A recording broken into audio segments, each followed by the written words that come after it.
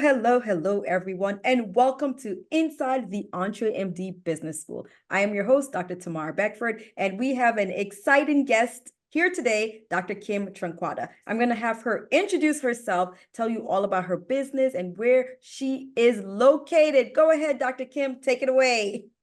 I am so excited to be with you, Dr. Beckford. Awesome. Thank you for inviting me. My name is Kim Tranquada. I am an emergency physician. My company is the Healthcare Alliance for an Equitable World.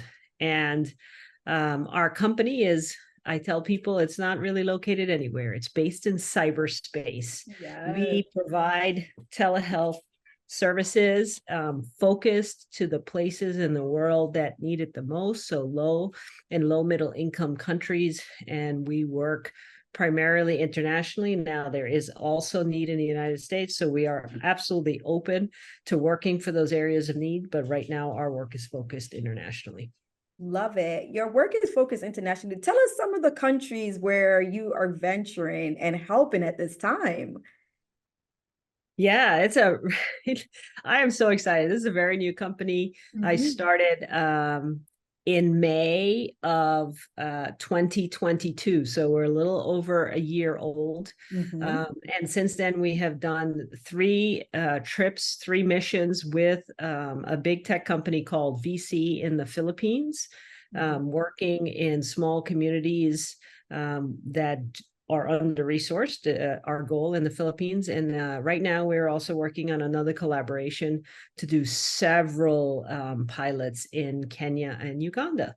Love it, love it, love it. Such big goals. And 2023 was one of those years when we look, we're like, oh my gosh, I can't believe I did all of that. So tell us, what were some of your tangible goals and that you were able to accomplish in 2023, especially in your business? Yeah, one thing I, as a career, have always done is I'm always kind of running forward. And it is a lot of work for me to stand still and take inventory on what I do. But last year, when I joined EBS in 2023 in September, I was forced to do that. For the first time, I sat down and formalized my 90-day goals.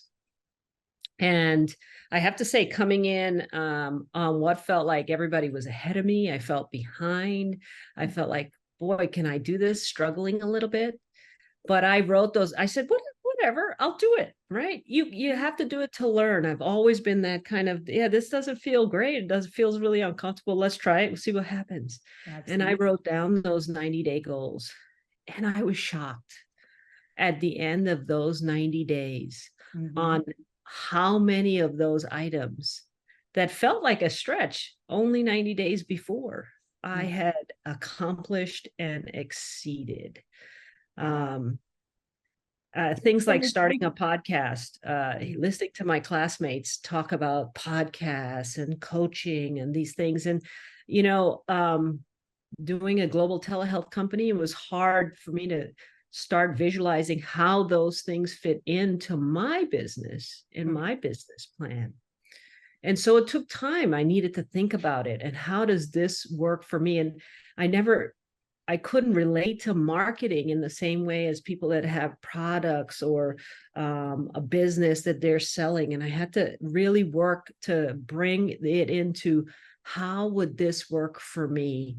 And when the light bulb went off that, boy, I want to connect people globally. I want to create this community where we're all going to work towards global equity. That could be my podcast. It's not about marketing me. It's not about marketing my business, but it's marketing the thing I'm so passionate about. And that really turned on a light bulb, and it's something I love doing. And that's been really powerful for our business. Wow. Some of the things that we've also seen that you were able to get pro bono work from the law, like how did that come about? Networking and asking. So we talk about the Aladdin factor. We talk about networking. So the first connection I was able to make in my business was this CEO of this tech company, VC, who just listened to me talk about what I wanted to do in my business and believed in it and said, we do these missions, we have a nonprofit arm, come do the proof of concept with us. So that was the first ability to put our airplane on the runway, so to speak, right? And so once we did that, from there, I noticed on Milton's website that he goes to this International Society for telehealth and e-medicine every year, and that it's close enough. It's in California. And I'm like, let me see. Can I afford this thing? I'm like, okay, it's affordable. It's not bad. And so I went to this conference.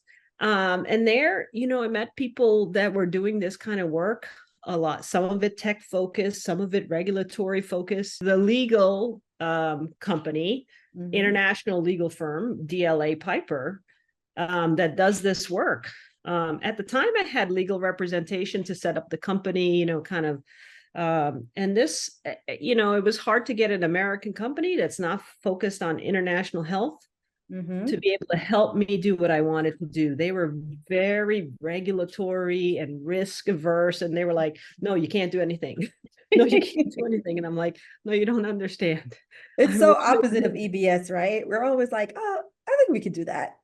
Yeah. And, I remembered that I met this firm and I said, it doesn't hurt. Let me reach out to them and say, hey, maybe you have a reduced rate or something. I'm a solopreneur. We don't make any money. We'd volunteer for free. And so I reached out to them and they said, hey, we have a pro bono team. Send us a proposal and we'll see if your application fits. And there it is. That's really, also the power of that ask again, right? Like you're saying, that Aladdin factor, that asking. So, that is some just of those. believing that there's people out there Yes. that want to do the things that you thought were just dreams. There really are. The more you ask and put it out there, your people are there. Yes. Love it, love it, love it. That power of that ask, that power of that ask has gotten some of your tangible wins. So now in the business, let's talk about some of the intangible wins that you've had within 2023. Well, look, finding this EBS community is one of those intangible wins. I'm sure you remember me in September and October, just kind of like, I'm out here. I'm not sure who's here with me. It's really hard to have the courage to do the things you need to do when you don't know who your community is and who you're in community with. And so just having this group of people that are all, they're talking about their struggles and what they've, the things they've gone through, and they're telling you about the dark times and the light times. And that has definitely been one of those intangible wins. Finding my voice, being encouraged to use my voice, and be visible. Dr. Beckford, you wouldn't imagine in the last week, in the beginning, you feel like you're just asking and begging and trying to get, and now people are coming to me. I've had 2 emails come to me of people are like, would you consider putting us on your podcast? Wow. And I'm like, well, I don't even know how you heard of me, but fabulous. To just have that visibility pay off and turn around in that way. I love it. I love it. I love it. I love it. Oh my gosh. Alrighty. So many great things that we're talking about. You've had such great tangible wins, the intangible wins. Now, there are a lot of times that we have ups and downs in our businesses, right? Ups and downs. And some of the downs, we don't really look at it as, oh, woe is me. We look at them as lessons. So tell us, what are some of the lessons that you learned in 2023? Ma'am, I think I love lessons. Let's go. Which one is the biggest one that you're like, oh, let me think. Yeah, let me think. I think I'm still learning lessons, actually. One of the lessons I'm learning and I'm trying to overcome for this year in my business is that I need a team. and I need to do this as a team. Mm-hmm. And it's not because I'm weak. And it's not because I can't do it myself. It's because it deserves a team. It's big, and the world deserves it at its full potential. And because I'm going to say it, because I deserve to have those fabulous people around me also making me better. Absolutely. I love it. I love how you frame that. You know, what you are building is big and it deserves a team that can really put it to its fullest potential. It's not that you can't do it yourself, but with that team, you can 10x, which is our biggest thing, right? We're all Right. about the 10x. You can definitely 10x the impact that you're having on your business and your business on the world. Love it, love it, love it. All righty. So how would you say that the business school has helped you to achieve your goal in 2023? A lot. I think I've been singing the praises of the business school since we started talking. Certainly the books we read and the topics we discuss around asking, around your vision, around the whole mindset of what it takes to look up and have big goals and a big vision and then carry out on it. It's not just about, pie in the sky, let's write a book about it. It's let's go out and do it. Mhm. So definitely the business school has helped me in that way. And then I think having a business school for physicians is so needed and so important. I would not have gotten the same experience had I signed up for an MBA at a university. The community is different. I'm surrounded by my peers, people with amazing life experience and business experience, people that know the essence of what's important. I mean, life and death essence Mm. of what's important. And people who build businesses who already are embedded with the core belief that we are here to do no harm and to decrease suffering in the world. That is not common. That is not the common groundwork and framework for business building, and it is in this community and in this school. I love it. So with that, now you have some people who are going to be watching this. Some people are going to be listening and they're wondering, I don't know, is the business school for me? Is EBS for me? What would you say to that person who's thinking about joining EntreMD Business School? Yeah, if that voice is telling you that you should be thinking about it, then just do it. I I thought it was going to be a stretch. I mean, I'm self-funding this business for over a year now. I'm like, I just calculated in terms of how many shifts I got to work to cover, and it's worth it. It's already been worth it for me. Only 3 months into this school, what is the cost of not carrying out this business dream that you have? Hmm.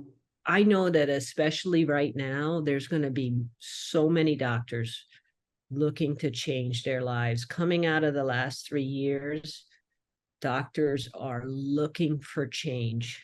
And change doesn't mean you're abandoning what you have done Mhm. with your life so far, but it does mean taking control. And this is worth the price. This I is the everything you pay. The book we're reading now says the piper must be paid. So you can pay the piper today, or Mhm. you can pay the piper with compound interest years later with regret. And it is definitely better to pay the piper today and to live out your dream than to have regret.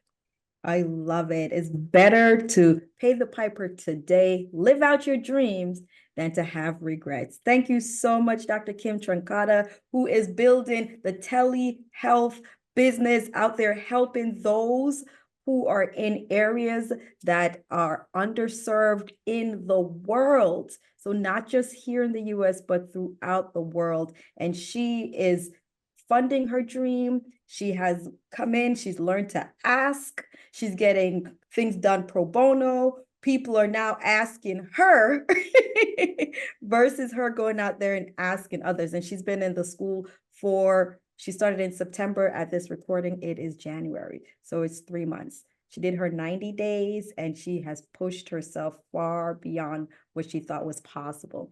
And as she said, you're going to pay the piper now or later. So you might as well do it now versus later with regrets and compound interest.